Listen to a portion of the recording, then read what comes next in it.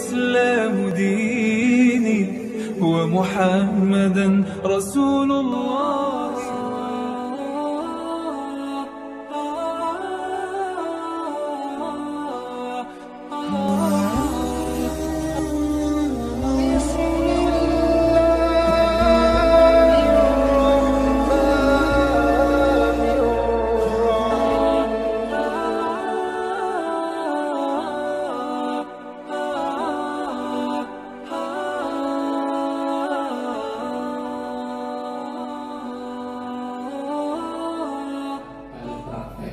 Siapa yang belum 4 kali? Udah 4 kali praktek. Jadi praktek cerita bebas. Yang kedua praktek cerita sahabat. Yang ketiga membahas kata. Yang keempat ceramah dari gambar. Nah, sekarang kita mau praktek bebas, ceramah kultum dengan materi bebas.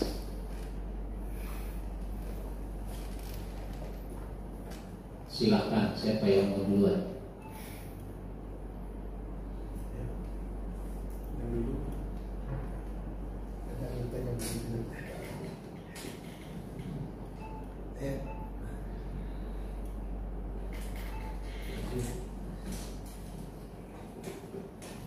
Baik, silakan.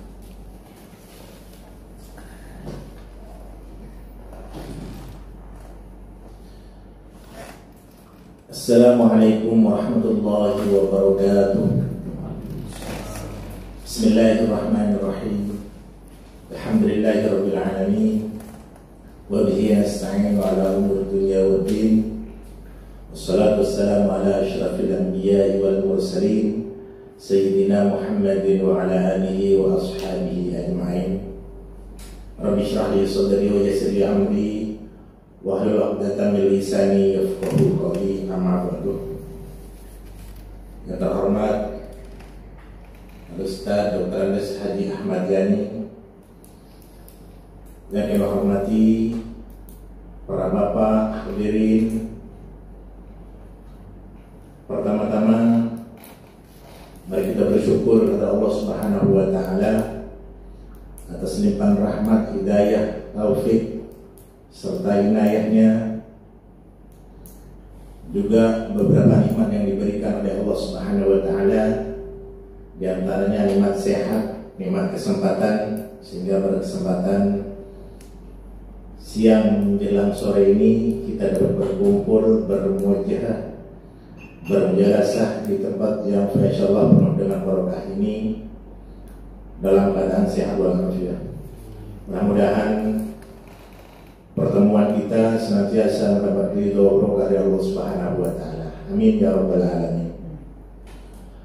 Salawat beramai dan salam kita hadiahkan pada tujuan kita Nabi besar Muhammad sallallahu alaihi wasallam, pada sahabatnya, pada tabi'in, dan juga mudah-mudahan kita semua termasuk orang-orang yang mendapat syafaat dari baginda Nabi besar Muhammad SAW nanti. Hadirin para bapak yang berbahagia, Rasulullah SAW bersabda, "Idza matal insan in qata amaluhu illa min salas, shadaqatin jariyatin aw ilmin yantafa'u bihi aw waladin shalihin yad'u lahu." Rasulullah SAW bersabda, apabila manusia telah menutup mata, artinya sudah menghadap kepada Allah Subhanahu wa taala, maka amalnya, semua amal-amalnya terputus, kecuali ada 3 perkara yang masih berjalan. Yang pertama, sedekah jariyah, sedekah jariyah. Berbahagialah ketika orang mempunyai harta bisa menyalurkan di jalan Allah Subhanahu wa taala. Karena harta kita akan menjadi keberkahan buat kita dan juga keselamatan nanti setelah ada di alam barzakh. Oleh karenanya harta yang baik itu harta yang dipegang oleh orang-orang soleh. Karena kalau orang soleh yang megang harta, tentunya selalu dikeluarkan di jalan Allah. Ada pembangunan masjid dikeluarkan, nyumbang semen, nyumbang bata. Ada pembangunan sumbangan dari pesantren. Kalau harta tadi dipegang oleh orang soleh, maka insya Allah tidak akan segan-segan untuk mengeluarkan hartanya. Karena apa? Karena dia tahu harta yang sesungguhnya milik dia bukan yang ada di ATM, bukan yang ada di brankas, tapi harta yang punya dia sebenarnya yang disedekahkan di jalan Allah Subhanahu wa taala. Mana qasamalun min sadaqatin bal yazdad.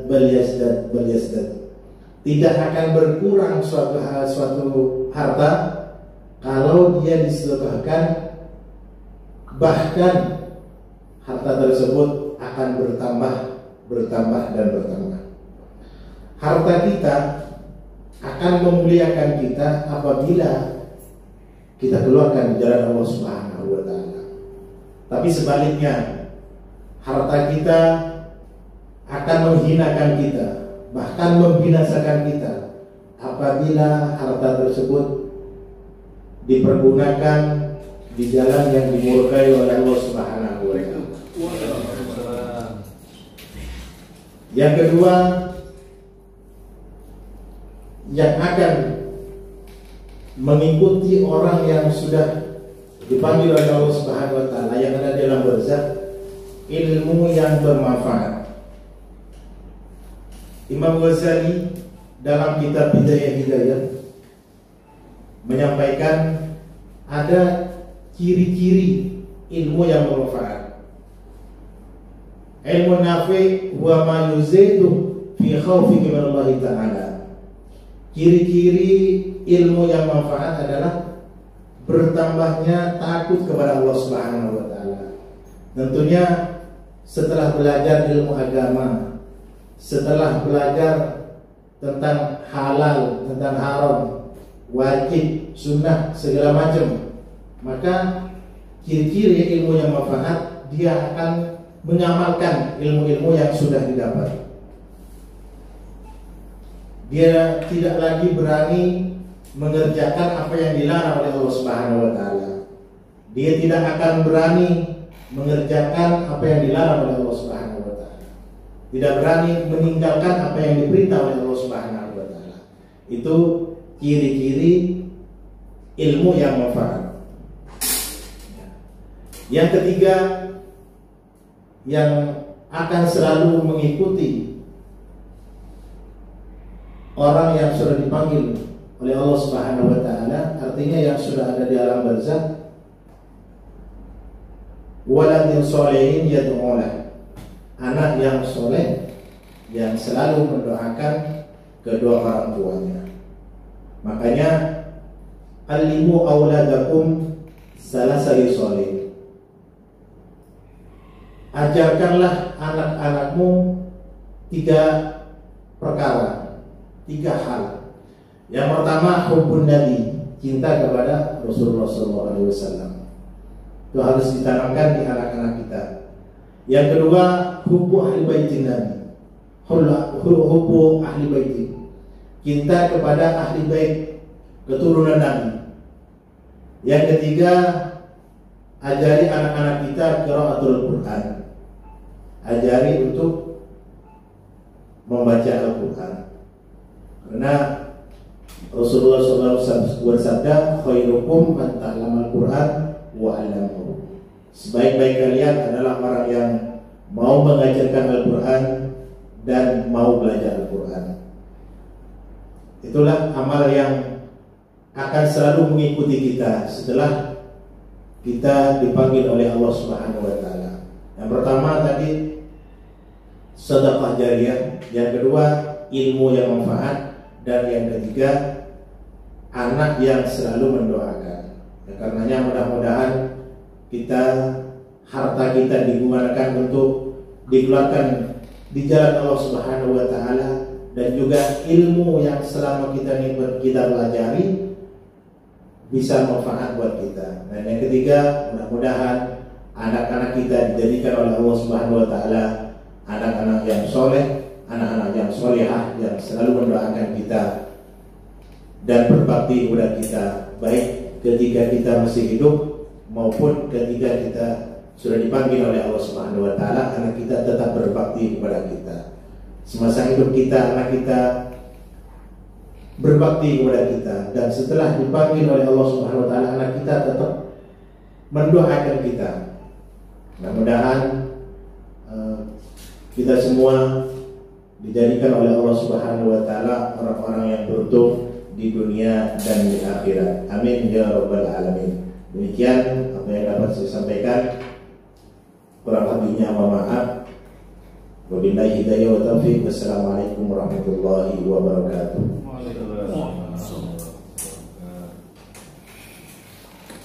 Baik, Pak Zainuri, apa yang Bapak rasakan? Setelah tadi minta pendapat Ustaz, lebih percaya diri. Lebih percaya diri. Lebih percaya diri. Tadi soalnya dicatat itu kekurangan kita. Oh ini nih kekurangannya. Baik. Yang lain silakan. Apa bagus dan tidak bagusnya atau kurang bagusnya Pak Zainuri ceramah tadi itu? Bagus ke bagus ke. Iya, bagusnya apa? Materinya kayaknya sudah urut kayaknya. Materinya sudah kenal. Ngerti gitu, paham tadi. Paham. Lagi ada kurang bagusnya? Kan buat perbaikan, jadi harus diteliti, Gak bakal diupetin kan? harus dikritisi. Buat masukan dari Waktunya lebih, waktunya lebih. Dikasih waktu 7 menit, tapi waktu yang digunakan sampai 9 menit. Bagus. Ketimbang selesainya lebih cepat. Ya. lebih 2 menit. Lebih banyak materinya. Apalagi Yang pasti karena kita masih pemula, pembawaan materinya masih terlalu kaku. Enggak kepada Pak Zainuri sendiri juga enggak. Kita semua masih terlalu terfokus kepada membawakan materinya ini dengan pembawaan diri yang nggak santai, artinya terlalu fokus banget gitu, nggak ada intinya. baik. Jadi masih kurang rileks. Kurang rileks. Tadi Pak Ustadz belakangan ketika nutup, kalau nggak salah ke bola. Kebalik. Wabillahi taufiq wal hidayah. Kalau nggak salah wal hidayah. Iya. Taufiq. Kalau nggak salah gitu. Iya, Balik. saya ambil wabillahi hidayah wa taufiq. Saya hidayah dulu baru taufik. Umumnya wabillahi taufiq wal hidayah. Hidayah dulu baru taufik. Umumnya orang Baik. Udah ustadz banget tadi Pak Ustadz. Ya, Ya udah ustadz banget. Udah ustadz banget itu. Amin gitu Pak. Yang perlu dilakukan oleh kita semua kalau ceramah itu agak ada unsur interaktifnya. Unsur interaktif itu berdialog kepada pendengar meskipun tidak memerlukan jawaban. Pak, kalau kita punya anak, apa yang kita inginkan? Kan kita ingin anak jadi soleh. Itu ada pertanyaan Pak. Kalau kita kan nggak mesti dijawab kan? Itu sudah melibatkan rasa. Siapa tuh kemarin yang ceramah? Oh, yang ceramah itu Pak Ustadz Zainuri namanya. Dia tuh kalau ngomong sendirian ya. Memang juga ngomong sendirian. Iya, maksudnya orang tidak dilibatkan, pendengar tidak dilibatkan. Jadi kita harus melibatkan pendengar. Menggunakan kata kita saja itu sudah melibatkan rasa. Meskipun khutbah. Oleh karenanya kita ini kalau ibadah Jumat jangan sampai terlambat. Pakai kata kita. Yang terlambat kan lu pada ini. Kalau gue mah enggak. Tapi meskipun saya tidak terlambat, saya menggunakan kata kita. Oleh karenanya kita jangan sampai terlambat ibadah Jumat. Nah, begitu ya.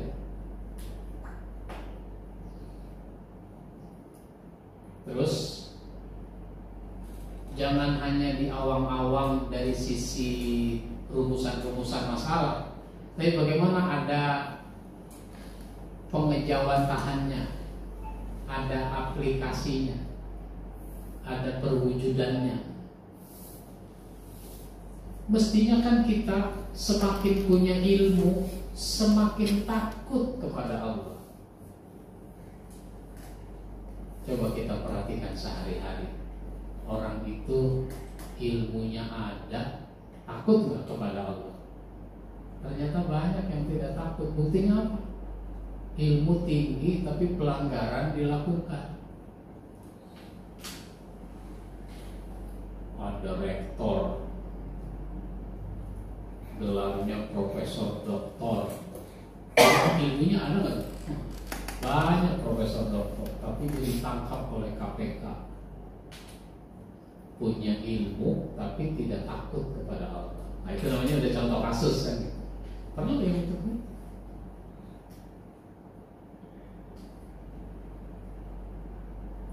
Oleh karenanya, kalau orang punya ilmu tapi tidak takut kepada Allah, itu tingkat kejahatannya makin canggih.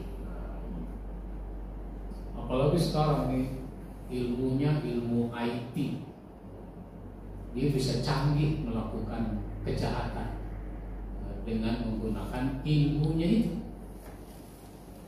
Apalagi orang uangnya ada di HP, gampang sekali orang melakukan penipuan. Dia punya ilmu. Baik, begitu Pak. Yang berikutnya Pak Zainuri yang menunjuk. Siapa yang tampil berikutnya? Pak Zainuri yang menunjuk. Sebut namanya. Pak Suparman. Suparman.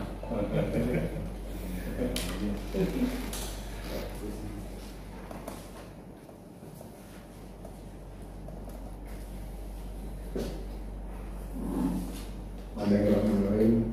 Assalamualaikum warahmatullahi wabarakatuh. Alhamdulillah, wassalatu wassalamu ala asyrofil anbiya'i wal mursalin wa ala alihi washabihi ajma'in. Amma ba'du. Yang terhormat guru kita Dr. Nas Mulyani, yang terhormat para hadirin yang saya muliakan. Puji dan syukur mari kita panjatkan kepada Allah Subhanahu wa taala atas segala nikmat dan karunia. Semoga kita dalam bentuk ini diberikan kemudahan oleh Allah Subhanahu wa taala. Salawat dan salam semoga terlimpah curah kepada junjungan kita Nabi besar Muhammad sallallahu alaihi wasallam. Sebelumnya bagaimana para hadirin kabarnya hari ini? Alhamdulillah sehat. Semoga dalam keadaan sehat dan juga dimudahkan dalam hidup. Baiklah, untuk pada kesempatan ini karena saya membawakan tema yang berjudul Mulia dengan Al-Quran. Kenapa kita Al-Quran?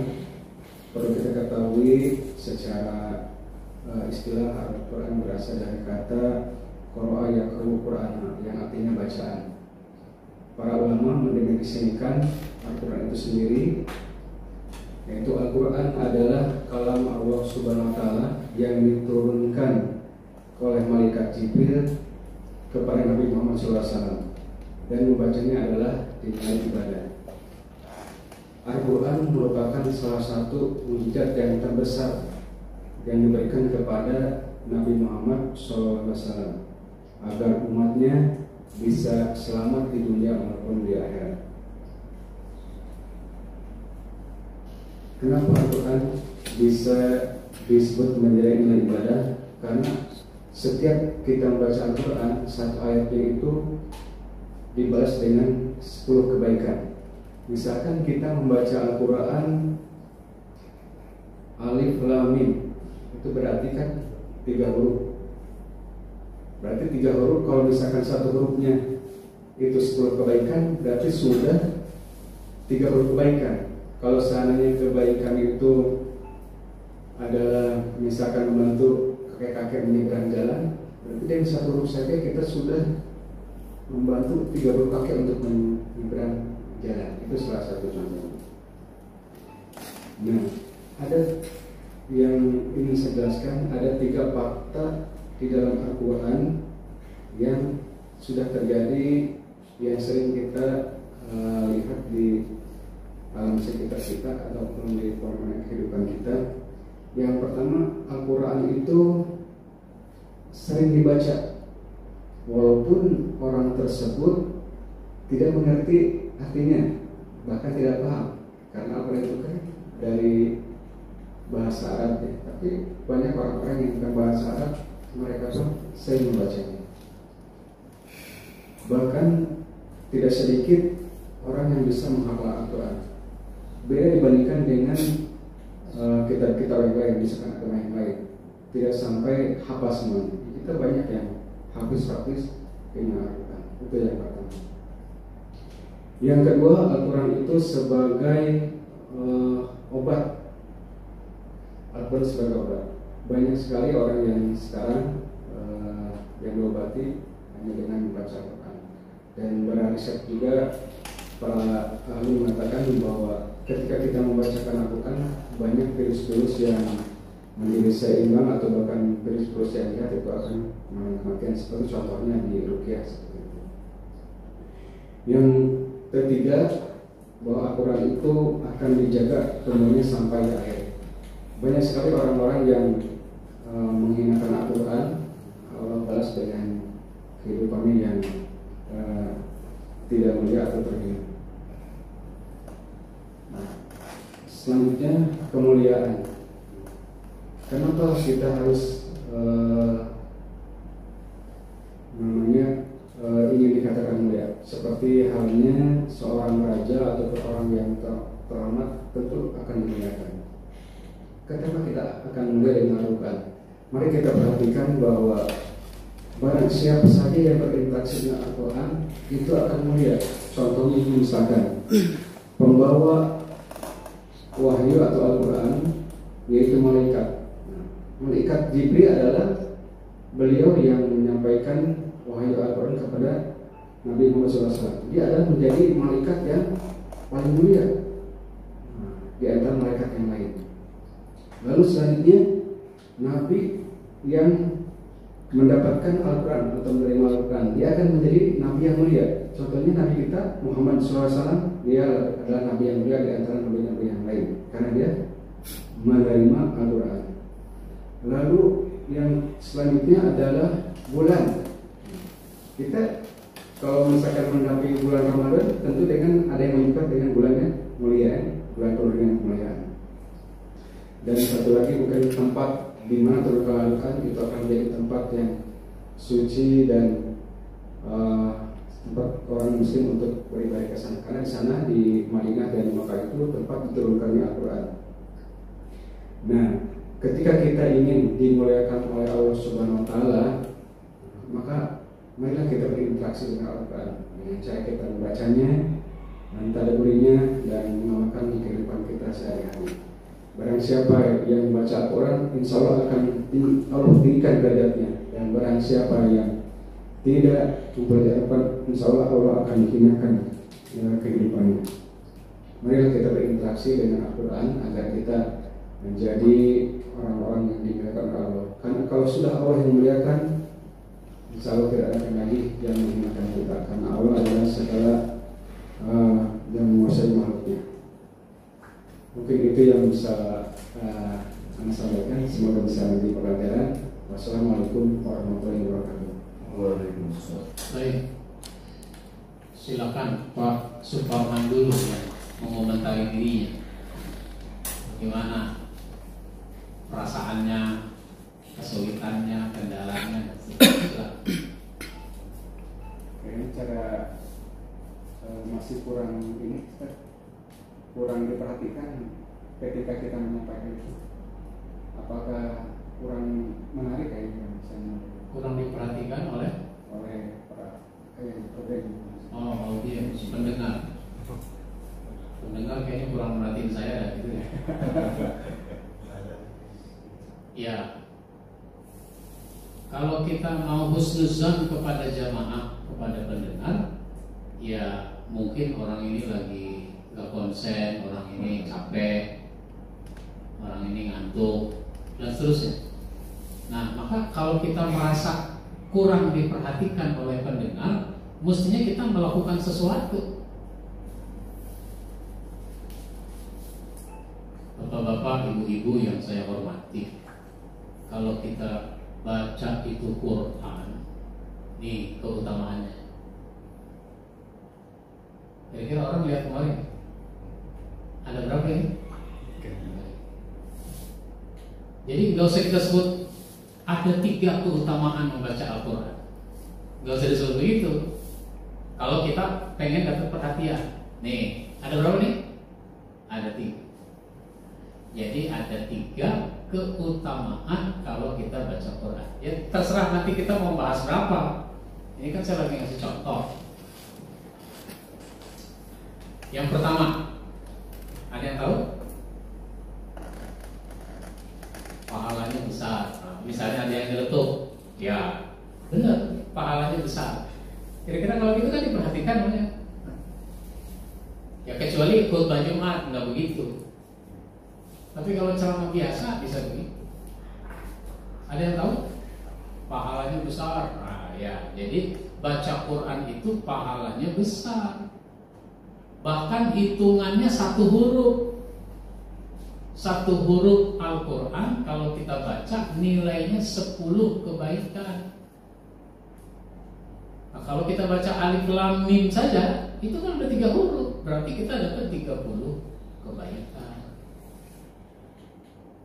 Tapi ini namanya keutamaan. Namanya keutamaan, jangan merasa kewajiban kita jadi gugur. Jangan merasa pahala kita udah banyak. Pahala saya mau udah banyak, gak kehitung banyaknya.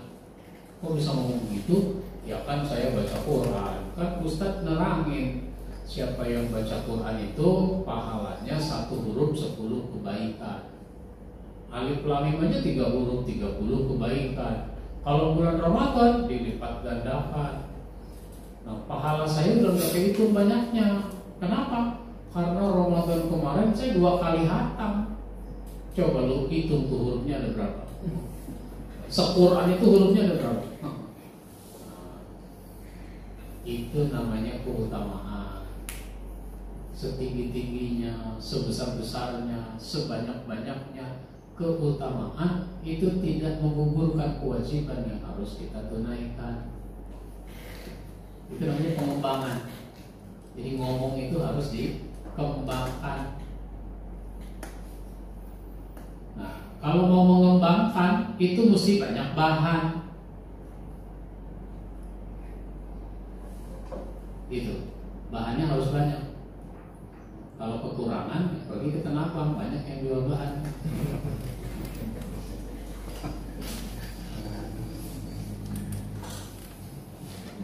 Baik, silakan. Dari yang lain ada komentar buat Pak Suparman?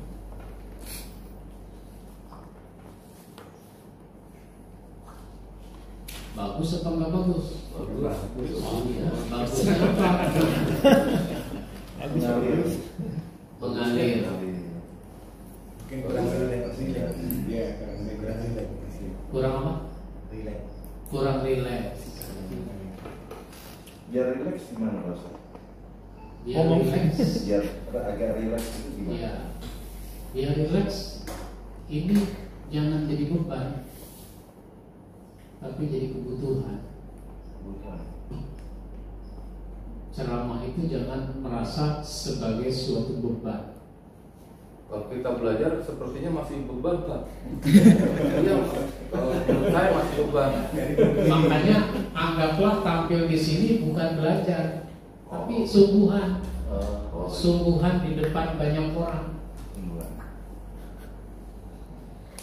Siapa tahu kalau Pak Baskoro tampil di sini bagus, nanti Pak Suparman mau ngundang Pak Baskoro ceramah di Indosat. Kira-kira begitu kan? Dan ada peserta kursus ini belum selesai, dia diundang oleh peserta yang lain. Kenapa? Waktu dia tampil, dia dinilai bagus. Begitu ya. Baik. Kalau memang orangnya bawaannya nggak rileks, pembawaannya atau karakternya memang nggak rileks atau tegang gimana? Jantung begini, jantung tuh suka terdengar sampai telinga loh. Terdengar sampai ke telinga. Untuk Jangan jantung. ada orang yang pembawaannya tenang. Makanya nggak bisa tenang. Ya. Jadi sebenarnya seserius-seriusnya orang kan ada saat dimana dia juga boleh bercanda, ada bercandanya juga. Nabi juga begitu, ada saat Nabi bercanda, tapi bercandanya benar, nggak ada unsur kebohongan dalam bercanda, tidak menghina orang, masalah aja yang dibicandai. Nah, oleh karena itu Pak, kita ini kan hari ini menghadiri acara akikah. Nanti kita disuguhi makanan, mungkin sate kambing, mungkin sop kambing. Itu yang namanya kambing, itu dia tidak mengandung kolesterol. Benar nggak? Kambing itu tidak mengandung kolesterol. Karena setahu saya kambing itu kalau beranak yang keluar itu anaknya. Gak pernah kambing kalau beranak keluar kolesterol, itu gak pernah.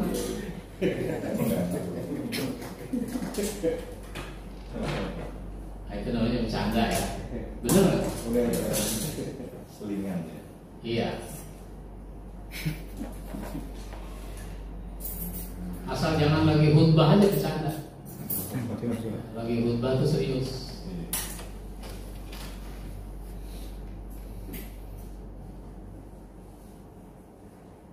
Baik. Ada lagi. Kurang bagusnya apa, Pak Suparman?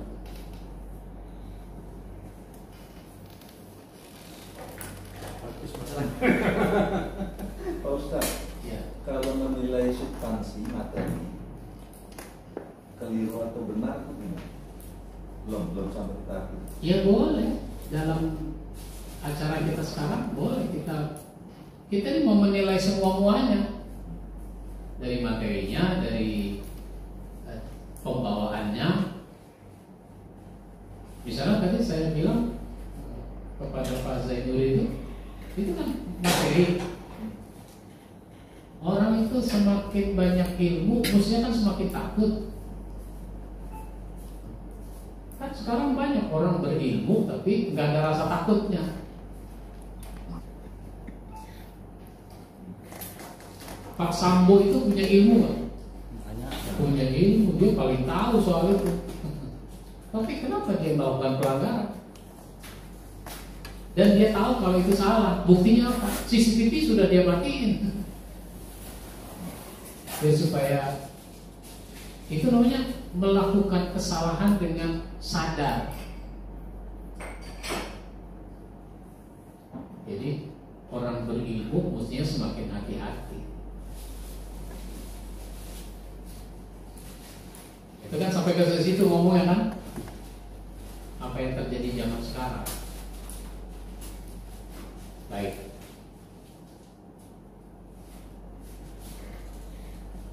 Untuk Pak Suparman, apa lagi?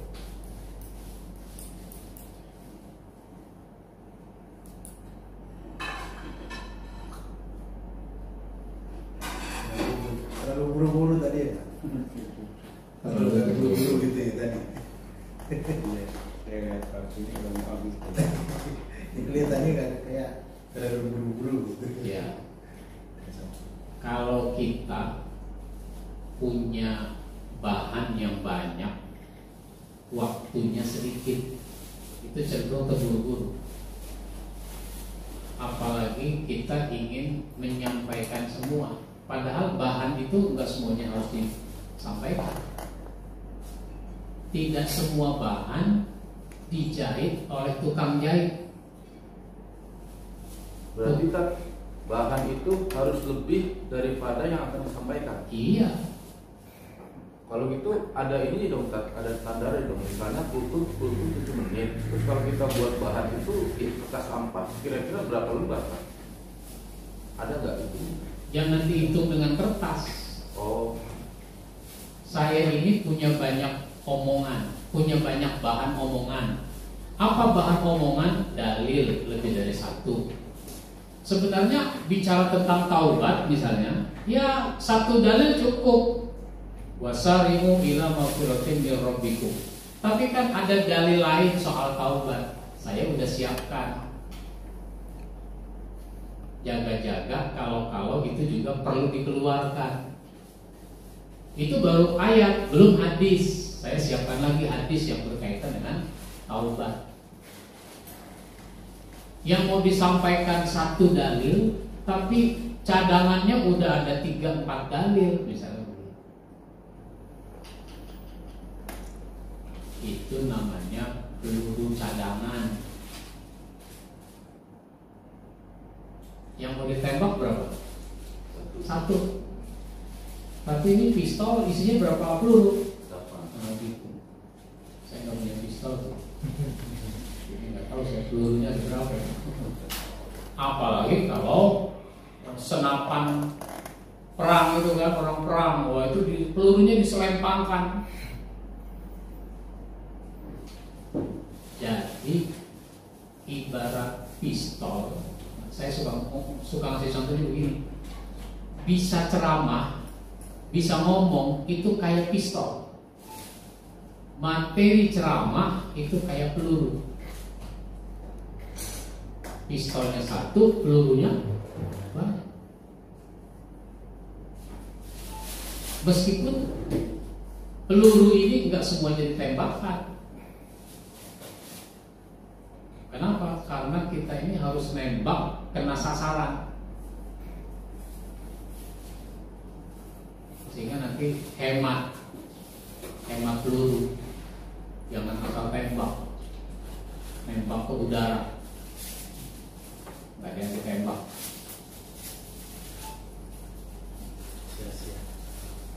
Begitu. Bisa jadi banyak orang ngomong kayak begitu, ngomongnya jadi sia-sia.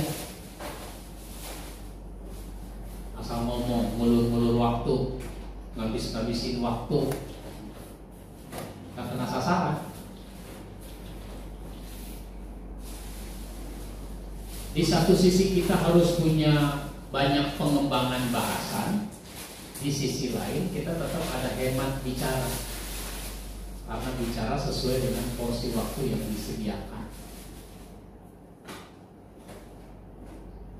Kan khutbah itu 15-20 menit. Saya disuruh ceramah ngomong 1 jam juga saya bisa, tapi khutbah jangan ngomong 1 jam.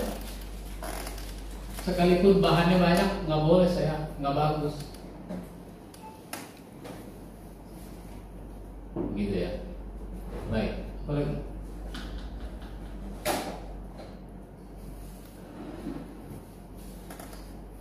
Efek dari poin yang banyak itu akhirnya karena waktunya sedikit, kita cuma menyebutkan poin-poin secara umum. Padahal pendengar itu membutuhkan bahasan yang lebih detail. Nah kalau begitu kita yang atur. Wah kalau begitu jangan 3 poin, saya 2 poin saja. Begitu ya. Baik, sekarang Pak Suparman nunjuk, sebut namanya. Siapa? Ya. Kesana ya. Silakan.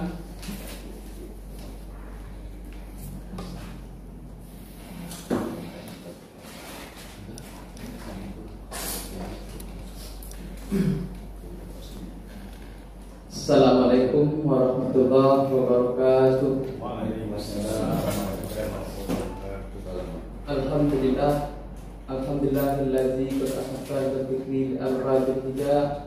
Asyhadu an la ilaha illallah wahdahu la syarika lah wa asyhadu anna Muhammadan abduhu wa rasuluhu la nabiyya ba'dah.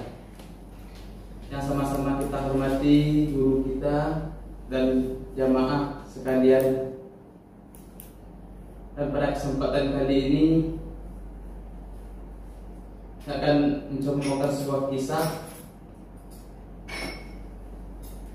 yaitu pada suatu ketika ada seorang perempuan. Suatu ketika Nabi sedang berkhutbah, lalu didatangi oleh perempuan dari kaum Ansor. Dan lalu perempuan itu bertanya kepada Nabi dan berbincang bersama Nabi, "Wahai ya Rasulullah, maukah kamu aku buatkan sebuah mimbar khutbah yang baru?" kata perempuan. Dan dijawab oleh Rasulullah, "Ya silahkan, karena aku mempunyai seorang budak yang ahli dalam pertukangan." Maka dengan selesai perbincangan tersebut, maka pulanglah perempuan tersebut dan berbicara kepada budaknya, "Tolong buatkan aku sebuah mimbar yang akan nanti aku berikan kepada Rasulullah." Tak kala mimbar itu selesai dan hari berlanjut hari, dan mimbar itu dipakai oleh Rasulullah untuk berkhutbah. Dan mimbar yang baru telah dipakai dan mimbar yang lama akan digeser ke belakang dan dipindahkan tempatnya. Jadi ketika Rasulullah berkhutbah, Rasulullah mendengar suara tangisan. Jadi Rasulullah penasaran, kok bunyi suara ada tangisan anak bayi gitu. Kemudian Rasulullah menengok ke belakang. Rupanya yang menangis itu adalah mimbar yang lama yang sebelumnya Nabi pakai. Lalu Nabi menoleh ke belakang. "Mengapa kamu menangis?" kata Rasulullah. "Aku rindu," katanya, ke atas potong tempat duduk mimbar Nabi tadi. Kayu aja yang sering dipakai Rasulullah itu rindu dengan Rasulullah. Apalagi kita sebagai umatnya yang selalu dipikirkan oleh Rasulullah. Apakah kita tidak rindu dengan Rasulullah? Apakah kita tidak cinta dengan Rasulullah?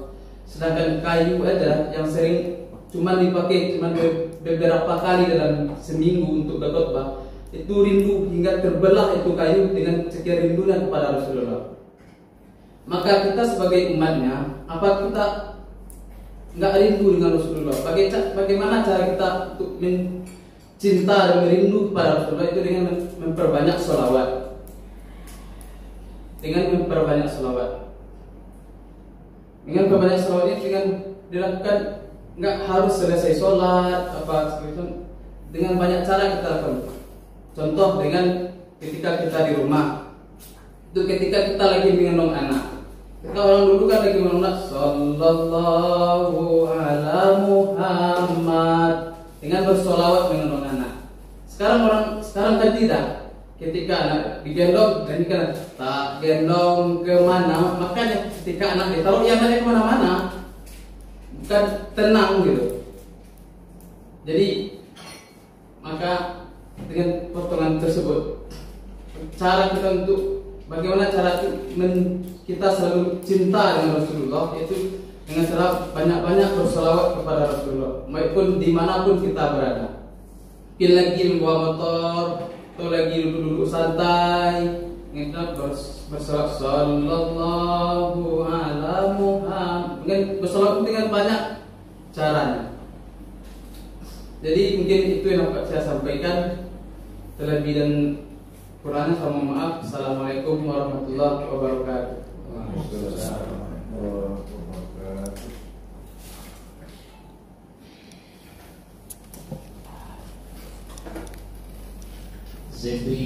Zebri ya, silakan. Ada yang bisa dikemukakan? Masih apa? Penyusunan materi itu masih susah. Susahnya kenapa? Kena mental tadi belum itu, Kayak bahan masih kurang. bahan masih kurang. Masih materinya masih.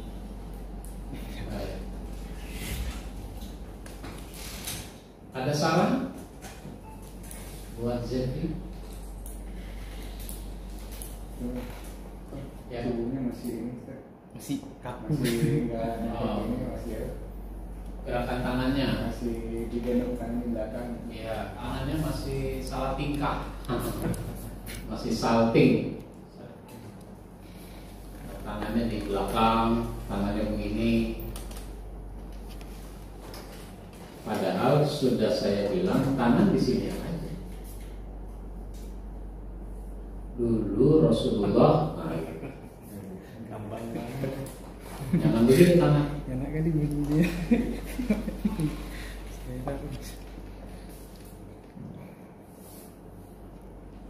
Rasul itu dibikinkan mimbar sambil kita tangan itu di sini tuh, seolah-olah mimbar itu ini.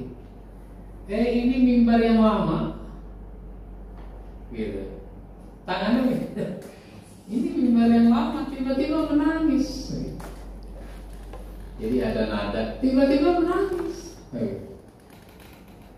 Biar ada ekspresi kesedihan juga, nadanya nada sedih. Nah, begitu. Jadi satu soal gerakan tangan. Apalagi? Ya. Yang pertama saya lihat ketika awal pembukaan udah terus lafaznya, pembukaan itu lafaznya pasti banget. Tetapi begitu selanjutnya memang kelihatan lafaznya kelihatan sekali, mana posisinya. Ya, tapi di awal pembukaan saya lihat memudar dari bacaan kepastiannya. Tapi nervesnya masih kelihatan, makanya posisi tangan. Ya, itu kan tadi ceramah berangkatnya dari cerita.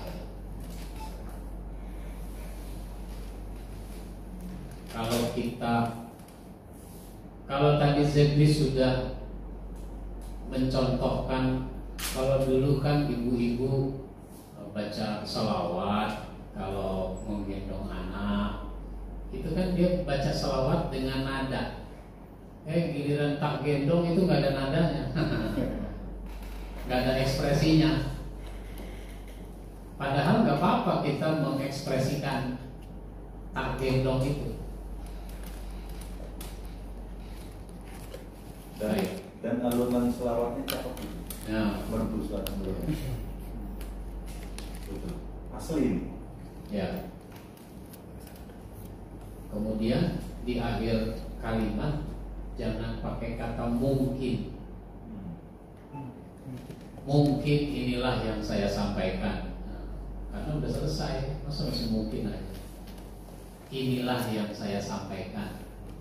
Mudah-mudahan bermanfaat. Jangan pakai kata mungkin. Meskipun banyak orang begitu, pakai kata mungkin. Baik.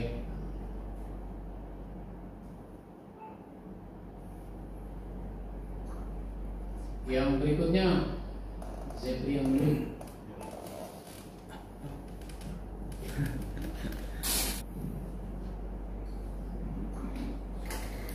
Assalamualaikum warahmatullahi wabarakatuh. Waalaikumsalam. Daun salam, daun suci, yang menjawab salam insyaallah pergi haji. Amin. Assalamualaikum warahmatullahi wabarakatuh. Waalaikumsalam warahmatullahi wabarakatuh. Dingin masih kurang semangat, perlu ditambah lagi. Daun salam, daun saga, yang menjawab salam insyaallah masuk surga. Assalamualaikum warahmatullahi wabarakatuh. Alhamdulillah, wassalatu wassalamu ala rasulillah wa ala alihi wa sahbihi wa mawala, la khalla wa la quwwata illa billah. Qala rabbi shrah sadri wa yassir li amri wahlul 'uqdatam min lisani yafqahu qawli. Alhamdulillah, puja dan puji syukur kita panjatkan kehadirat Allah Subhanahu wa taala, Rabb semesta alam, yang masih memberikan nikmat iman, nikmat Islam, dan tak lupa nikmat kesehatan, sehingga kita masih bisa berkumpul di acara Maulid Akbar sore hari ini. Salawat dan salam semoga tercurah limpah kepada qudwah hasanah kita, Nabiullah Muhammad sallallahu alaihi wasallam, orang yang paling ditunggu-tunggu syafaatnya di yaumil akhir kelak.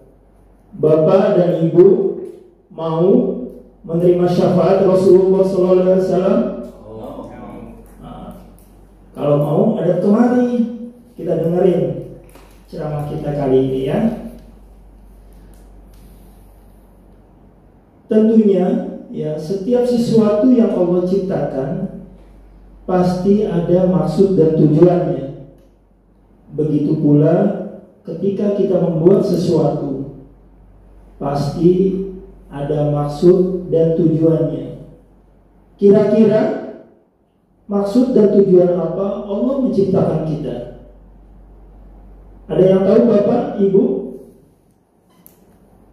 Ada dua ya, maksud misi Allah menciptakan manusia. Yang pertama ya, Allah menciptakan manusia untuk beribadah kepada Allah Subhanahu wa taala. Karena ini wajar sebagai hamba Allah ya. Sebagai hamba tentunya dia beribadah kepada Rabb-Nya. Begitu pula dengan manusia. Dan ketika manusia diciptakan oleh Allah Subhanahu wa taala, tentunya diberikan tuntunan, guidance, petunjuk. Seperti halnya Bapak dan Ibu yang membeli sepeda motor, pasti ada tata cara pemeliharaannya, ya kan? Kalau sepeda motor baru, pasti ada buku petunjuknya. Kalau sepeda motor lama, boro-boro buku petunjuk. Jangan-jangan STNK-nya malah nggak ada, ya. Jadi ketika seseorang membeli sepeda motor, dia akan melihat buku petunjuknya tuh. 1000 km pertama harus ganti oli.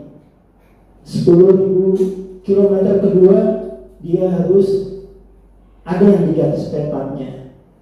Jadi jangan sampai dari awal sampai akhir ini motor nggak diapa-apain, tidak melihat buku petunjuk yang ada.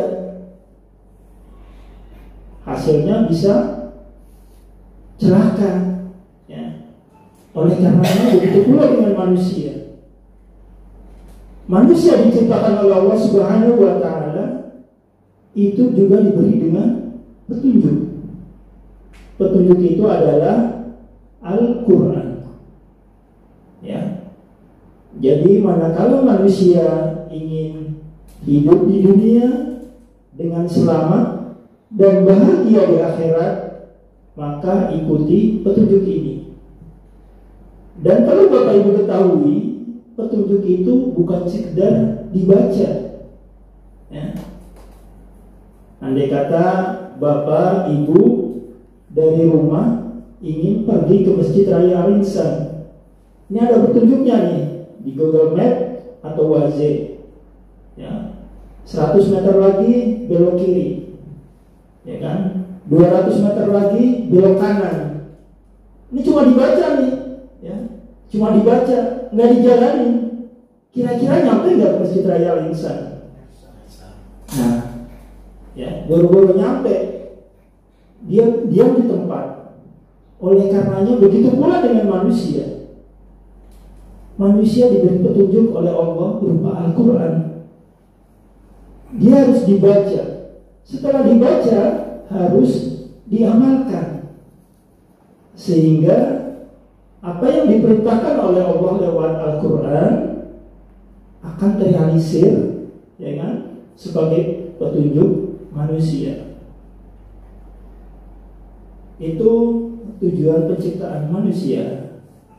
Dan perlu kita ketahui, dibandingkan dengan makhluk ciptaan Allah lainnya, manusia ini yang paling sempurna.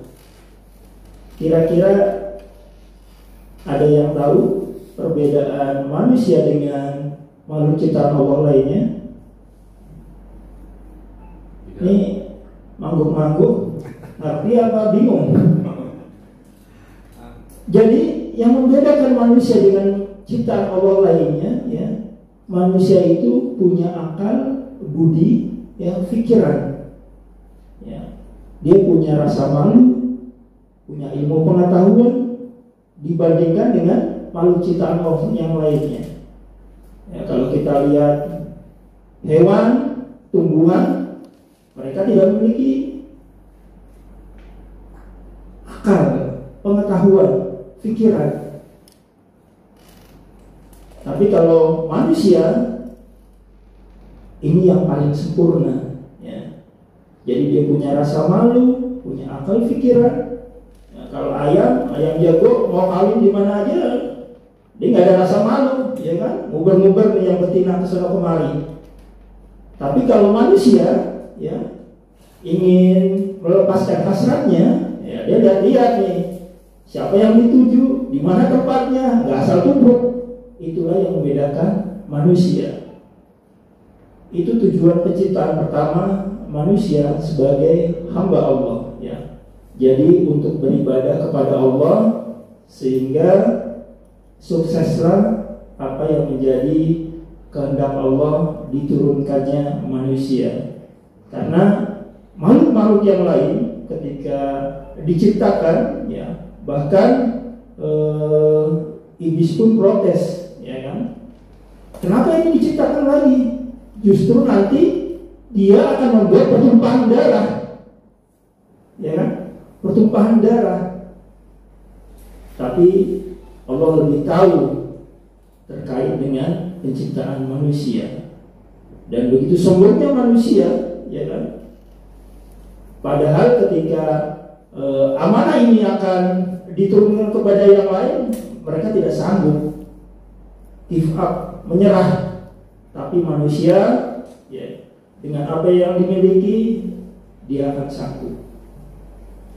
Selanjutnya, penciptaan, tujuan dari penciptaan manusia adalah sebagai khalifatullah fil ardh. Setiap manusia adalah pemimpin. Jangan dipersepsikan pemimpin itu yang punya jabatan. Ya. Kita yang di bawah-bawah itu juga pemimpin. Minimal pemimpin untuk keluarga kita masing-masing. Ya. Jangan dianggap memimpin itu sesuatu beban. Memimpin itu harus dengan penuh tanggung jawab. Kita jalankan amanah yang diberikan Allah ini, ya kan? Sehingga amanah ini bisa terrealisir. jangan sampai yang namanya seorang pemimpin itu ketika dimintai oleh pertanggungjawaban oleh Allah, dia menyerah karena selama memimpin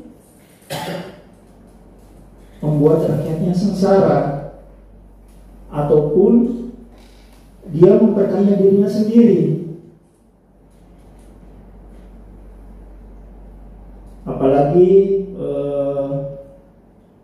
kalau kita ingat sebuah kisah ya terkait dengan kepemimpinan, itu ada sebuah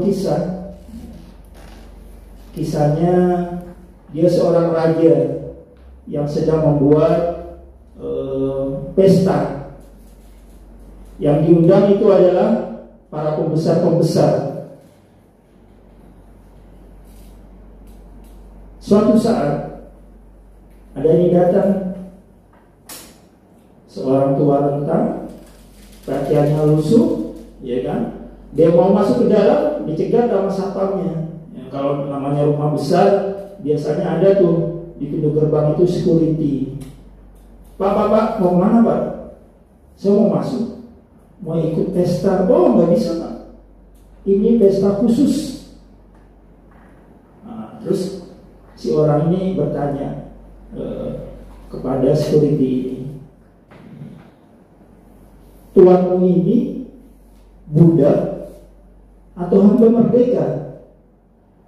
Ya kan? Maksudnya gimana Pak? Tolong sampaikan kepada tuanmu, tanyakan dia itu budak atau hamba merdeka. Selepas itu si orang tua ini pergi, dan security ini menyampaikan kepada tuannya, ya kan, Tuan, tadi di luar ada bapak-bapak tua yang bertitip pesan. Katanya tuan ini budak atau hamba merdeka. Mendengar perkataan seperti itu, dia gemetar. Ya, dia gemetar sampai terbawa ke dalam mimpinya perkataan ini. Pas saat bangun terkait dengan mimpi ini, itu badannya melepuh kulit-kulitnya. Begitu dahsyatnya perkataan dari orang ini ketika disebut sebagai hamba atau orang merdeka. Jadi dari kisah ini kita bisa ambil kesimpulan bahwa setiap kepemimpinan itu akan dimintai pertanggungjawaban, minimal oleh rakyat yang dipimpinnya ataupun oleh internal keluarga mereka. Apalagi sebentar lagi nih mulai rame nih, ya, karena kita akan menyongsong pesta demokrasi. Ini setiap calon sudah mulai melemparkan kecap. Ya, ada yang kecap yang asin, ada yang kecap manis. Ya, tinggal kita lihat kira-kira kecap mana yang kualitasnya nomor 1. Itu saja dari saya, kurang lebihnya mohon maaf. Wallahul muwaffiq ila thoriq. Assalamualaikum warahmatullahi wabarakatuh. Waalaikumsalam warahmatullahi wabarakatuh. Baik, silakan Pak Ahmadi berkomentar apa yang dirasa, bagaimana problemnya. Yang dirasa ketika di depan ngomongnya susah. Ngomongnya susah. Ngomongnya susah aja udah lebih 7 menit ngomong. Apalagi kalau ngomongnya gampang. Jadi dalam catatan saya, mestinya Pak Rahmadi itu selesai jarum panjangnya di angka 9. Ternyata tadi sampai di angka 10 lebih. Jadi lebih 7 menit. 2 kali lipat. Baik. Ada lagi komentar dari yang lain?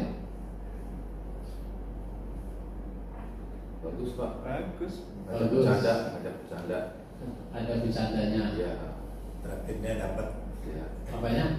Interaktifnya dapat. Interaktifnya dapat. Ada pertanyaan, ada jawaban, Pak. Ada pertanyaan, ada jawaban. Baik.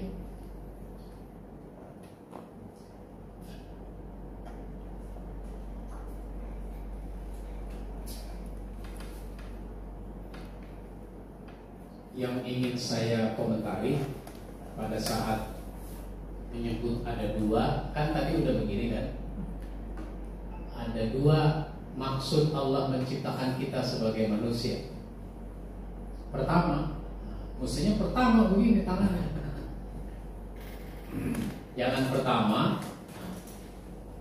tangannya nggak dimainkan, begitu ya. Yang kedua, para Ahmadi ini banyak menggunakan kata ya kan, ya kan.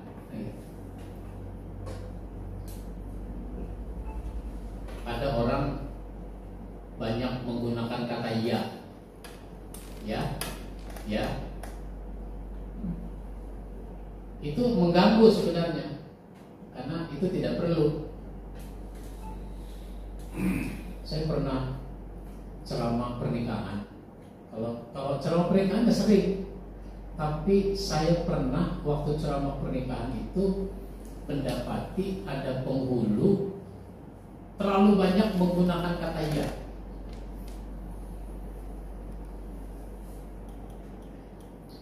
Saudara mempelai, ya, nanti sesudah akad nikah dinyatakan selesai, ya, Anda ini berarti sudah menjadi suami, ya. Sebagai seorang suami, ya, Anda ini harus bertanggung jawab, ya. Nah. Jadi sebentar-sebentar pakai kata iya itu kan gak enak dengarnya. Nah tadi iya kan, ada lagi iya kan, ngomong lagi iya kan, gitu. Baik, itu yang perlu diingatkan. Secara umum bagus, sudah interaktif, sudah rileks. Rileks itu membuat ngomong jadi lepas, tanpa bingung harus berkata apa. Meskipun dia sendiri bilang bingung, tapi itu tidak terasa. Ceramah dibuka dengan pantun boleh saja, tidak ada masalah. Kalau pantun yang bagus bikin sendiri, berkreasi.